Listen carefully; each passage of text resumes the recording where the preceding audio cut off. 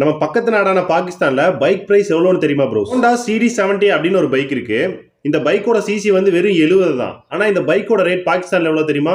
1.6 lakhs. இத்தனைக்கும் இந்த bike kick ஸ்டார்ட்டோட தான் இருக்கு. இந்தியாவில் இந்த பைக் நம்ம வாங்கணும் அப்படின்னு நினைச்சோம் நம்மளுக்கு ஒரு 30,000 இருந்து 40,000 தான் தேவைப்படும். அடுத்தது ஹோண்டா CB125. இது 125cc பைக். இதோட பிரைஸ் எவ்வளவு தெரியுமா? 3.25 லட்சம். 125cc பைக் 3.25 லட்சம். நம்ம ஊர்ல வாங்கணும்னா 1 லட்சம் ரூபாய்க்குள்ள தான் வரும். அடுத்து 150cc போவோம். ஹோண்டா 150F அப்படின்ற ஒரு பைக் இருக்கு. இதோட பிரைஸ் எவ்வளவுனா 4.5 லட்சம். 150cc 4.5 லட்சம் பாகிஸ்தான்ல. இந்தியாவில் வாங்கினீங்க அப்படின்னா ஒரு 1.5 lakhs வரும். நம்ம ஊர்ல எப்படி ஸ்ப்ளெண்டர் பிளஸ் CT100 அப்படின்னு ரொம்ப மலிவு விலை பைக்ஸ் கிடைக்குதோ அதே மாதிரி அங்கேயும் மலிவு விலை பைக்ஸ் கிடைக்குது.